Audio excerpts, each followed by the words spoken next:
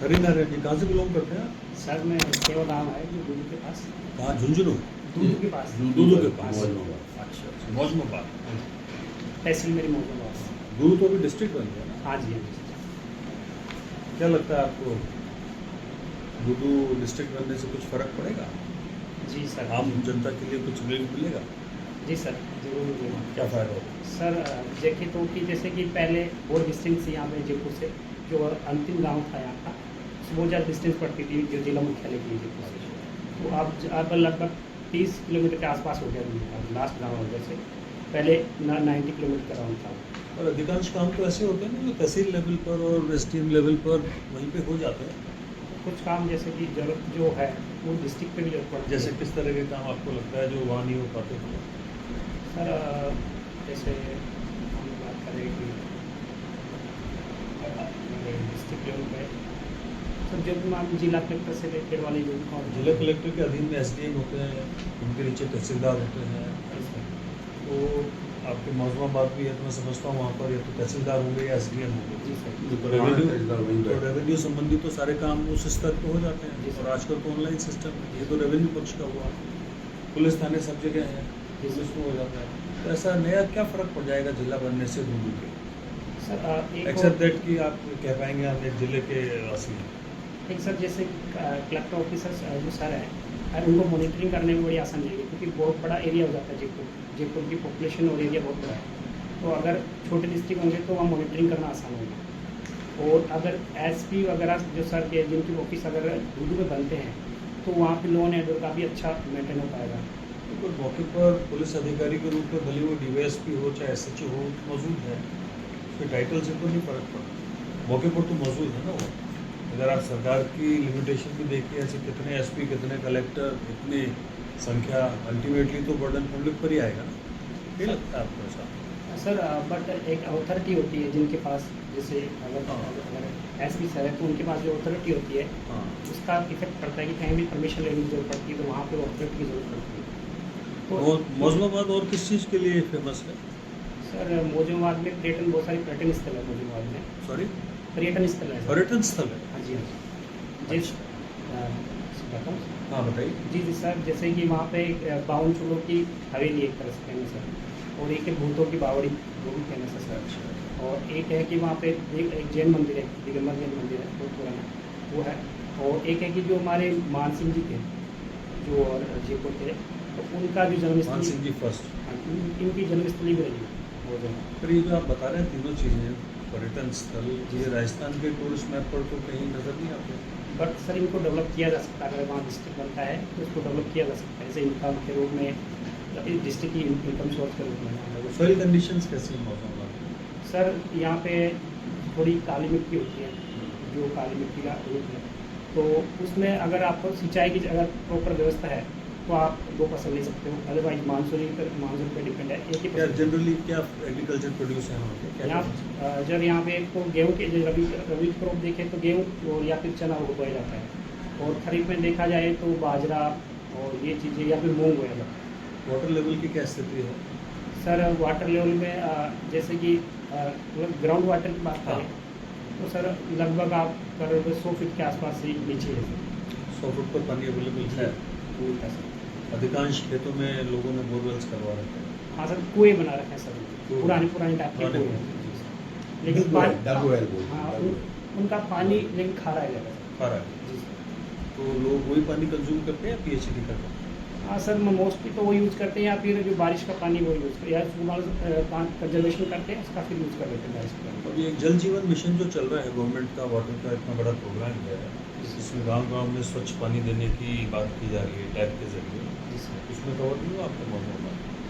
Sir उसमें हमारे गांव में हुआ है, जैसे मेरा गांव है सेवा, तो वहाँ पे नल अभी तक पानी स्टार्ट नहीं हुआ, लेकिन जैसे कि नल वल लग चुके हैं, और गांव वाले जो पानी आ रहा है वो गांव में अगर कोई कुआं है वहीं से पानी दिया जाता है, बट उसमें भी 2-3 दिन में एक बार आता है। तो उसको क्या ट्रीट करके देते हैं वो वहाँ के बोरिंग से लेके बोरवेल से? नहीं सर, डायरेक्ट ही बेचते हैं, डायरेक्ट करके दे रहे हैं? जल जीवन मिशन ट्रीट करके बेचते हैं। जल जीवन में बेचते क्या हो तो पीएचडी की लाइन होगी ना? जी सर। जल जीवन मिशन तो सरकारी प्रोग्राम है ना? जी जी सर। आपको मालूम है जल जीवन मिशन के के बारे में कुछ? जी सर, उसमें ट्रीटमेंट जगह अलग अलग जगह ट्रीटमेंट वाले जो वो लगे हुए हैं, प्लांट लगे हुए हैं, उससे और तो उसे प्रेशर करके भी भेजा जाता है। इलेक्ट्रिफिकेशन की क्या स्थिति है दूध में? सर जैसे कि वहाँ लाइट जैसे कभी 2-3 घंटे आती है, 2-3 घंटे जाती है, अदरवाइज रहती है सर। कितने परसेंट गांव लगभग इलेक्ट्रीफाइड हो गए? सर इसमें सारे गाँव मिलते हैं 100%। सर, कुछ ढाणियाँ छोड़ दें तो बाकी हाँ जी जो सर, विलेजेस हैं, गांव सभी। हाँ सर, गाँव में सर। आपने IIT सॉरी दिल्ली जी सर। किस सब्जेक्ट में आईटी किया आपने? Sir textile technology. टेक्सटाइल में। जी सर। तो ऐसा नहीं लगता आपने कितना 5 साल का कोर्स किया ना IIT में, हाँ जी तो फिर आप इसमें सिविल सर्विसेज में क्यों आना चाहते हैं? सर जैसे कि मैं सर मेरा मानना था कि मैं सोशल वर्क करूँ थोड़ा सा, तो उसमें जैसे कि अब अगर हमने समाज से वो कुछ लिया है, तो मेरी एक धारणा है कि मैं भी हमारे समाज को कुछ कंट्रीब्यूट करें, तो ये मुझे लगता है एक अच्छा प्लेटफॉर्म है। और ऐसा नहीं लगता आपने कि IIT की एजुकेशन इतनी महंगी है? IIT मालूम है आपको कितना एक्सपेंसिव प्रोपोजिशन है? तो आपने 4 साल 5 साल पढ़ाई करते हैं जी सर। और आप किसी एडमिनिस्ट्रेटिव सर्विस में निकल जाएंगे, वो सीट अगर कोई दूसरा काम में लेके टेक्सटाइल में इंडस्ट्री में अपनी जाता तो सही यूज़ होता उसका। सर सर मेरा मानना ऐसा है कि वहाँ से मैंने ये वेस्ट नहीं मानूंगा रिसोर्सेज का, वहाँ पे जो एसेट क्रिएट हुआ है तो वैसे सर एसेट का ट्रांसफर मानूंगा सर, कि अगर मैं वहाँ से जो मैंने डिसीजन मेकिंग, प्रेशर हैंडलिंग, जो ये चीज़ें सीखी, टीम मैनेजमेंट हुआ, लीडरशिप क्वालिटी सीखी, वो मैं प्रशासन में यूज़ कर पाऊँगा। पर ये सब्जेक्ट तो आपके सब्सिडरी हो, मेन तो आपका टेक्सटाइल था, जी ये सर। तो आपने टेक्सटाइल में किया, जी आपको सर। 80-90% तो आपने टेक्निकल स्टडी टेक्सटाइल की थी, वो तो अल्टीमेटली कुछ काम में नहीं आएगी। सर उसका भी हम डायरेक्टली यूज़ देखें तो टेक्सटाइल का ही, अगर मुझे टेक्सटाइल संबंधित कोई भी योजनाएं होंगी तो उनको लागू करने में मैं सहज महसूस करूँगा, और इन फ्यूचर अगर मुझे कभी पॉलिसी मेकिंग का काम भी मिलेगा तो मैं उनमें ज़्यादा प्रोडक्टिव कर पाऊँगा। बीइंग एन एडमिनिस्ट्रेटिव सर्विस आपको टेक्सटाइल का चांस मिले, बहुत ही रिमोट पॉसिबिलिटी रहेगी। हाँ सर, ये तो है कि मैं क्या आपने इनजस्टिस नहीं किया? बाकी किसी के साथ में वो सीट IIT की किसी और को मिल जाती है, आपको अगर इस लाइन में आना था तो पहले से आप सिंपल ग्रेजुएशन लाइन में या सोशल सर्विस जिस सेक्टर में आप जाना चाह रहे हैं उस लाइन में आगे बढ़ते, तो आपकी उस फील्ड की भी काबिलियत बढ़ती जाती और आप उस सर्विस में आते तो आप बेटर इक्विप्ड होते। सर थोड़ा सा मेरा उस टाइप ये रहा कि जैसे मैं गांव रूरल बैकग्राउंड से रहा, तो 12th के बाद में मुझे थोड़ा बहुत सब्जेक्ट से इतना ज़्यादा ध्यान नहीं था, तो टीचर सर का वो थोड़ा फैमिली का और समाज का थोड़ा सा मेरा कुछ, तो इन एक मिला जुला मैंने रहा उस टाइम। तो first year second third year के बाद में मुझे थोड़ा सा उस सब्जेक्ट से थोड़ा सा अलगाव महसूस होने लगा। सर ईमानदारी तो ये है कि मैं थोड़ा सा अलगाव महसूस होने लगा, इसलिए फिर मैंने तो वैसे भी देखें तो IIT तो बहुत अच्छा अपन समाज में देखते हैं IIT तो, जी सर। और उसके कंपैरिजन में सिविल सर्विसेज स्टेट लेवल की IIT को बहुत अच्छा प्लेटफॉर्म माना जाता है। जी सर। आप उससे तो किसी दूसरे अपने उस फील्ड में आगे बढ़े तो बेटर रहेगा। सर मुझे लगता है कि इसको मेरा सर ऐसा देखा जाए कि सर मेरा थोड़ा इस तरफ से मेरा डेडिकेशन देखा जाए प्रशासनिक सेवाओं की तरफ से, कि मैंने वहाँ छोड़ के इस तरफ आया सर, तो मैं इसी तरफ मैंने डिसाइड कर लिया, ये मेरा स्वयं का निर्णय रहा थर्ड ईयर के बाद मुझे प्रशासनिक सेवाओं में आना है। आप दूदू जिले में आ गए। जी सर। अगर मैं आपकी जगह होता तो मैं ये कहता साहब कि हेडक्वार्टर इसका मौजूदाबाद बनाओ। सर क्या लॉजिक होता मेरा इसके पीछे? सर मौजूदाबाद ये हो सकता है कि जो जैसे कि इसमें 3 तहसीलें हैं, फागी, मौजूदाबाद और दूदू, तो इन दोनों का मिल पड़ता है मौजूदाबाद, तो ये लॉजिक हो सकता है। नहीं, किसी टाइम में मौजूदाबाद हैविंग प्रेफरेंस ओवर दूदू शुरू में, मतलब आज से 20 साल पहले दूदू पर मौजूदाबाद का प्रेफरेंस था। आपको पता क्या था? सॉरी सर, मुझे नहीं पसंद। तहसील दूदू, हेडक्वार्टर मौजूदाबाद। सर सुना था ये था। जी सर। मैं आज एडी मैंने इंस्पेक्शन किया है, तो साहब तहसील जिला दूदू, हेडक्वार्टर मौजूदाबाद होना चाहिए। चलो एक टेक्निकल बात है। चले आप जयपुर जिले के रहने वाले हैं, ये छापरवाड़ा बांध कहाँ पर है? सर ये जो मंगलवाड़ा है, और जिस मंगलवाड़ा और कुडियाला के बीच में पड़ता है सर। कहाँ पर हुआ है? आपके तहसील में ही है? जी सर, ये मेरे गांव से अराउंड इसका क्या ऐतिहासिक कोई महत्व या कोई इसका कोई और कोई महत्व हो, कोई सिंचाई का किसी तरह से? सर इसको बोला जाता है कि जो 12 कोस का जो पानी है वो इसके अंदर आता है। आसपास के पीछे के 12 कोस का जो पानी, गाँव का पानी यहाँ इकट्ठा होता है और यहाँ से ये यहाँ की जो ये लगभग ये पूरा दूर तहसील है, इसको पूरे में सप्लाई किया जाता है इसका सिंचाई, नहरें छोड़ जाता है। अब कहाँ चली गई वो नहरें? सर अभी भी पानी छोड़ा जाता है इसे, जब अगर ये इसमें पानी आता है। वहाँ कोई महल वगैरह बना हुआ है? सर एक अभी अब बना तो है वहाँ कुछ, लेकिन सर मतलब अब तो खंडर टाइप सा हो गया। जयपुर के राज परिवार का गर्मियों में वो विश्राम स्थल हुआ करता था, छापड़ा बांध। छापड़ा बांध का ऐतिहासिक महत्व है जयपुर के इतिहास में। आप जयपुर का इतिहास पढ़ लें तो जयपुर के बारे में आपसे पूछा जाएगा। जी सर। एक जयपुर की वर्ल्ड सिटी का पिछले 2-1 साल पहले कोई नाम आया था अखबारों में, क्या मामला था? कौन सा सिटी सर? जयपुर की वर्ल्ड सिटी है ना, जिसे आप चार चार दीवारी दीवारी जिसको कहते हो, चार दीवारी वाला शहर हाँ जी। जयपुर, उसका कोई इम्पोर्टेंस बड़ी बढ़ी थी, कुछ ऐसा हुआ सर था? क्या उसका हुआ? यूनेस्को में इसको शामिल किया था। यूनेस्को में क्या, यूनेस्को में अंदर मतलब यूनेस्को की मालिक हो गई? नहीं सर, वो उसके जो भी डेवलपमेंट करेगा उसमें उसको महत्व दिया गया था कि यूनेस्को की तरफ से स्टेटस दे दिया नहीं, गया। उसने तो यूनेस्को ने तो कुछ ज़्यादा कुछ नहीं किया था। जी सर। यूनेस्को ने तो केवल एक उसको रिकॉग्निशन दिया था, वर्ल्ड हेरिटेज साइट। जी सर। अच्छा, रामपोल कहाँ पर है? जो अपनी ये वर्ल्ड सिटी है, इसमें रामपोल कहाँ पर है? सर आपको एग्जैक्टली लोकेशन पर ये ध्यान नहीं आता। ध्रुवपोल कहाँ पर है? सर ये चौपड़ की साइड और साइड लेफ्ट साइड में जिसमें आना है एग्जैक्टली। शिवपोल कहाँ पर है? Sorry sir. ये वर्ल्ड सिटी का जो पूरा स्ट्रक्चर है इसको पढ़ लिया, ये आपके लिए इम्पोर्टेंट है। जी सर। एक पोथी खाना है जयपुर, वो कहाँ पर है? सर वो आई थिंक सिटी प्लेस के पास में क्या है पोथी खाना है क्या?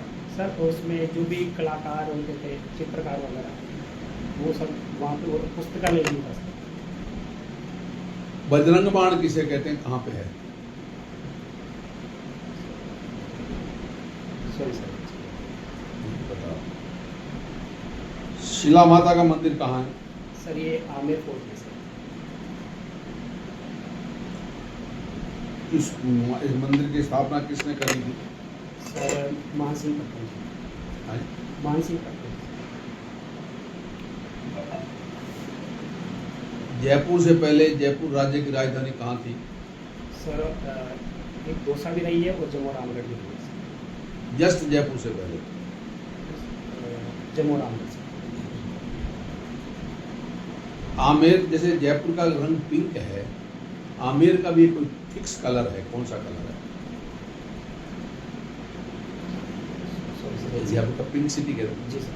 ऐसे आमेर का भी एक, आमेर सिटी का, आमेर फोर्ट का एक कलर है, फिक्स कलर है। सर एग्जैक्टली मैं एसडीएम था तो उन्हें आमेर के फोर्ट पर गुलाब भी पुतवाया था, तो हमने उनको मतलब जो है बहुत हटवाया था उसको, और उनको बड़ा भला बुरा भी कहा था। कोई आइडिया नहीं है। जी सर।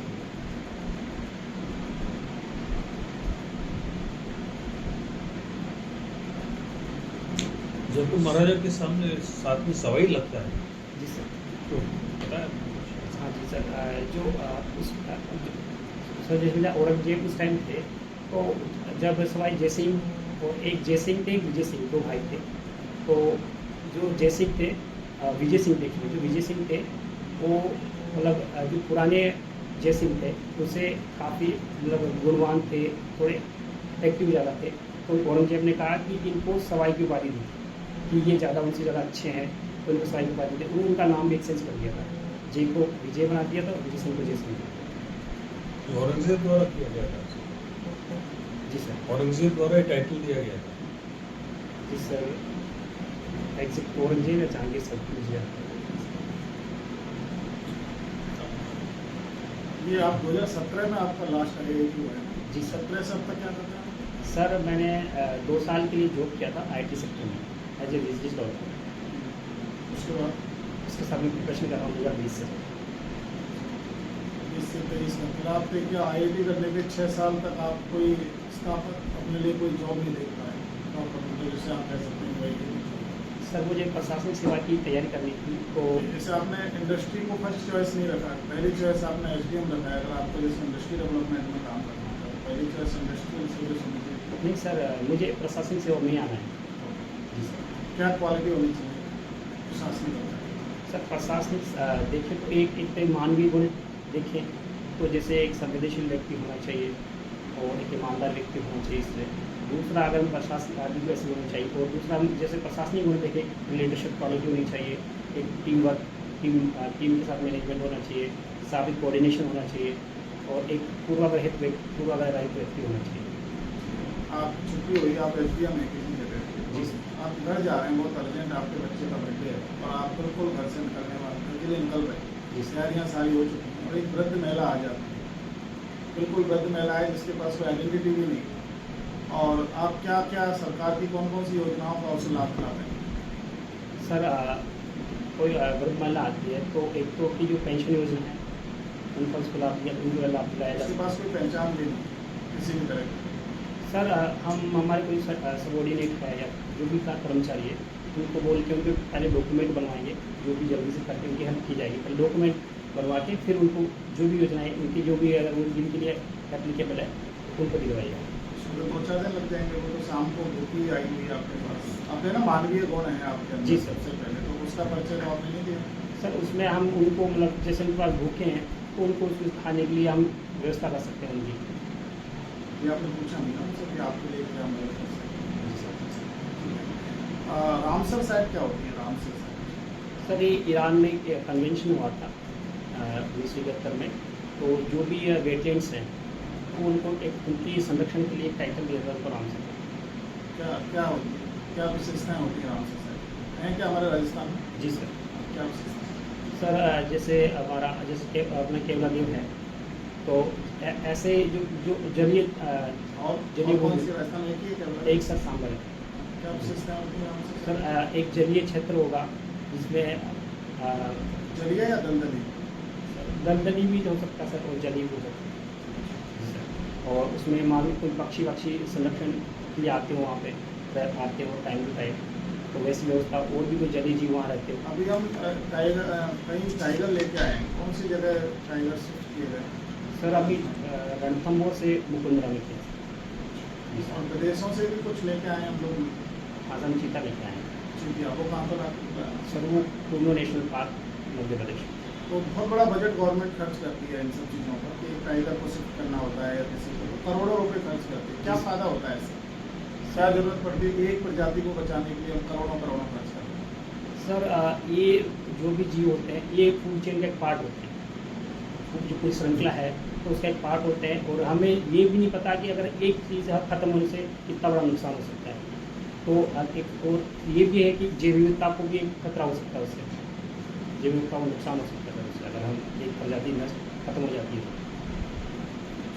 आपने चार्ल्स थ्योरी ऑफ डार्विन पढ़ी है, सर्वाइवल ऑफ द फिटेस्ट, सुना होगा। हाँ सुना है। तो टाइगर को ये कि इसके पहले कितनी प्रजातियाँ डायनासोर वगैरह वगैरह कितनी आई और लुप्त हो गई, तो टाइगर भी लुप्त हो जाए तो उससे क्या फ़र्क पड़ेगा? सर एग्जैक्टली हम जब तक खत्म नहीं हुई उसका अनुमान लगा नहीं सकते कि क्या इफेक्ट पड़ेगा। हम तो आपको बता रहे हैं सैकड़ों हज़ारों प्रजातियाँ लुप्त हो गई। डायनासोर खत्म हो ठीक है, गया कुछ थोड़ा बहुत फर्क पड़ा, पर अपन तो ह्यूमन बीइंग हैं, तो अपना इंटरेस्ट तो ह्यूमैनिटी में होना चाहिए ना।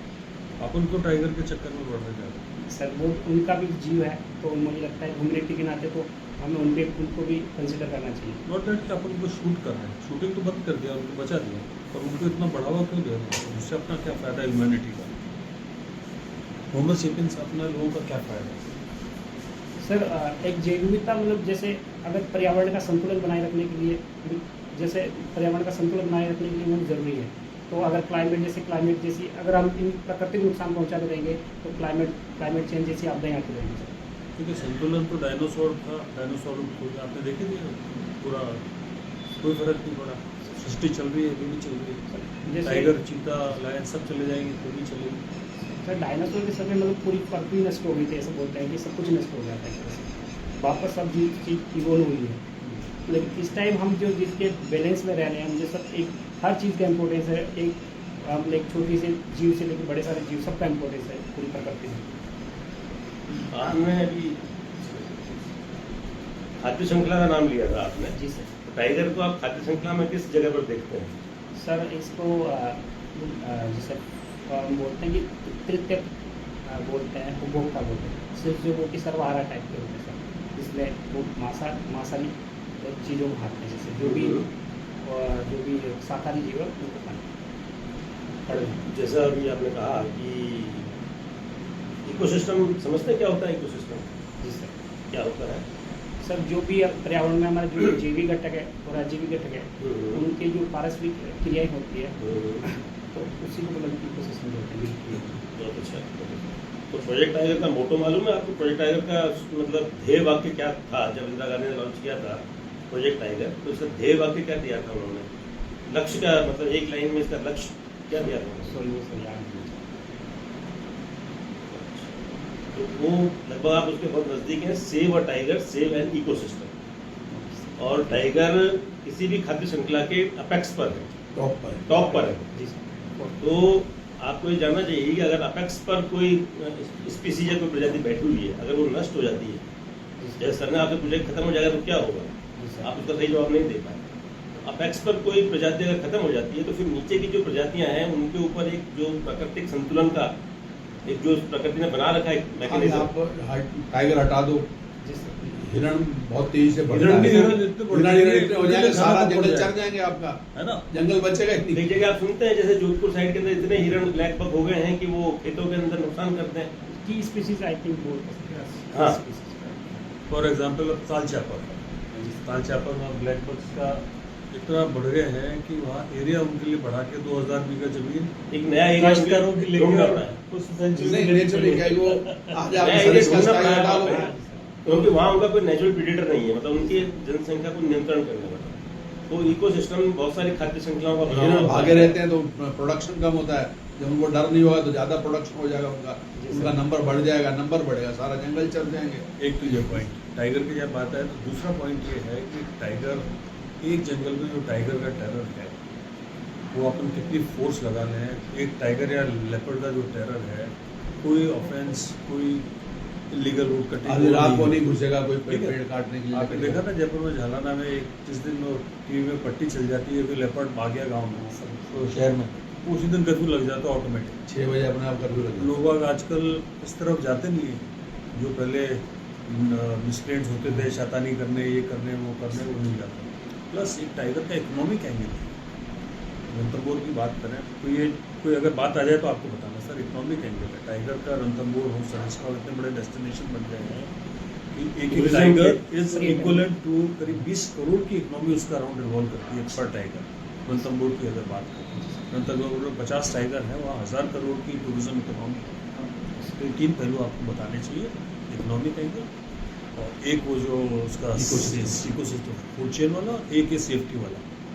तो वो जो सेफ्टी 30-40 टाइगर जो कर सकते हैं, वो कितनी फोर्स लगा लो उससे पॉसिबल। एक आपसे एक प्रश्न पूछा गया कि साहब आपने IIT करके यहाँ प्रशासन वर्ग पहुंचा। ये इतना पुराना प्रश्न है, ये इतना पुराना प्रश्न है कि जब मैंने इंटरव्यू दिया था सन 73 में तब भी मुझसे पूछा गया था। पूछा गया था क्योंकि लीग से हट करके जब आप IIT आप एक तरह से स्टेप डाउन कर ये आप ये गौर साहब कि आपने जो हाँ, कहा है गलत तो नहीं है। Graduate of any Premium order, आपके विज्ञापन में लिखा हुआ है ग्रेजुएट ऑफ एनी हाँ। ऑर्डर। इट मींस RPSC खुद ये चाहती है कि हर स्ट्रीम के लोग प्रशासनिक सेवा में आए।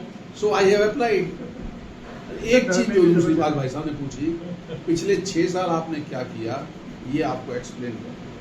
इस चीज को कोई बर्दाश्त नहीं करता कि आप बीटेक करने के बाद भी अपने IIT से पेरेंट्स BTech करने के बैठे बाद हुए हैं, तो मतलब ये एक ये justification बहुत, इसका जस्टिफिकेशन बहुत मुश्किल है। मैंने जहाँ मैं किया- 4 साल से खाली हूँ, आप ये मत कहो था मैंने प्रशासन तैयारी कर रहा हूँ और मेरे खर्चे के लिए मैं होम ट्यूशन करता हूँ। आप ये भी आई कर एम नॉट सकते हो। Dependent on my parents. भले आपको उसमें थोड़ा सा और भी हो सर, मैं अपना प्राइवेट बच्चों को पढ़ाता भी हूँ, कुछ भी करता हूँ, या मेरा कुछ जॉब कर रहा हूँ, मैं किसी तरह बच्चों का। को मैथमेटिक्स पढ़ाता पढ़ाता हूँ हूँ। और उससे मेरा खर्चा उससे चलता है। आपका आई एम अच्छा नॉट है। Dependent on my parents. ये कोई भी बर्दाश्त नहीं करेगा कि बीटेक लड़का बीटेक के 6 साल बाद अपने पेरेंट्स पे डिपेंडेंट नहीं है। सर, मैं वो that does not give good impression. Parents पे डिपेंडेंट नहीं हूँ। एक्चुअली मैंने 2 साल जॉब किया, उसमें मैंने अपना एजुकेशन लोन चुकाया, उसके बाद मैंने सेविंग की और उसी की जैसे 2020-21 में आ गई थी भर्ती RS की, तो उसके बाद मैं कंटिन्यू RS की नहीं कर रहा हूँ। लेकिन आपको ये कहना पड़ेगा हमारे, चाहे झूठ ही बोलना है आपको, अब लेकिन झूठ IIT से बोलना। इसमें आने वाला इसका बहुत अच्छा तैयार इसका करा ये है। पूछा ही जाएगा। बाकी तो जवाब बन जाते हैं लोगों के, पर IIT अच्छा, छोड़ के आप आपने इसमें आ अपने रहे हो ना। इसमें प्रेफरेंस के अंदर आपने RPS को नहीं चुना है सर सेकंड नंबर। नहीं कहाँ पर इसमें तो ये प्रश्न बहुत पुराना है, सर, मतलब एक- 50 साल से भी पुराना प्रश्न है है ये, ना? और बाकी सदा तो- बाहर है। बाकी के तो जवाब एक्सेप्टेबल हो सकते हैं, लेकिन IIT वाला ऑल इंडिया सर्विसेज जाए तो एक पैरिटी है, ठीक है।